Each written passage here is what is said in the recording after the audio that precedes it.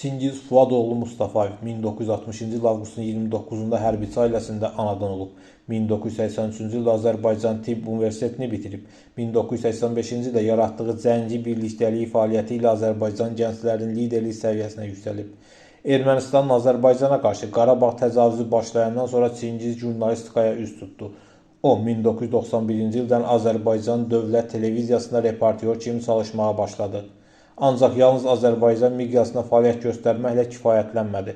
Onun reportajları informasiya blokadasında olan Azərbaycan haqqında gerçəkləri Amerika və Avropanın aparıcı teleagentliklərinə və televiziyalarına yol tapdı. Dövlət televiziyasında mövcud olan senzura və ciddi yasaqlar Çingiz Mustafayevi geniş fəaliyyət imkanlarından məhrum edirdi. Ona görə də Çingiz əlahəddə olaraq 215-ci KL studiyasına muxtar qurum yaradılması təşəbbüskarı və yaradıcısı oldu. Onun reportajları bir qayda olaraq cəhbədən olduğuna görə 215-ci KL studiyası tamaşaçılar məhz müharibədən məlumat verən telequrum kimi qəbul edirdilər.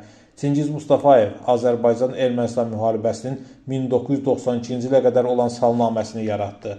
Ölkənin döyüş gedən bütün bölgələrdən operativ xəbərlər, ayrı-ayrı əsgərlər haqqında xüsusi reportajlar və bütün bunlarla yanaşı Azərbaycanda gedən siyasi proseslər barədə ətraflı informasiyalar onun müəllifliyi ilə yaranırdı. Çingiz Mustafayev Azərbaycan tamaşaçısına hər bir reportajı ilə tanış olsa da, dünya onu daha çox Xocalda səhdikləri ilə tanıdı. Çingiz Mustafayevin məhz Xocalda səhdikləri Ermənistanın imicini bütün dünyada ciddi sarsıntıya məruz qoydu.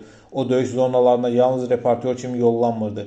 O cəbhədə bir əsgər, bir zabit, hətta bir komandan kimi bir çox vəzifələri özlərinə götürürdü.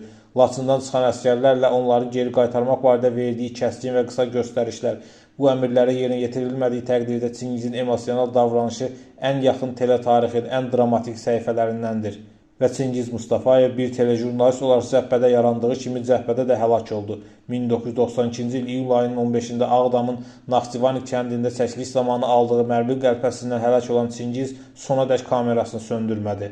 Bu həm də onun ölümündən sonra yaşayacağına işarə idi. Çingiz Mustafayev 1993-cü ildən Azərbaycanın milli qəhrəmanıdır.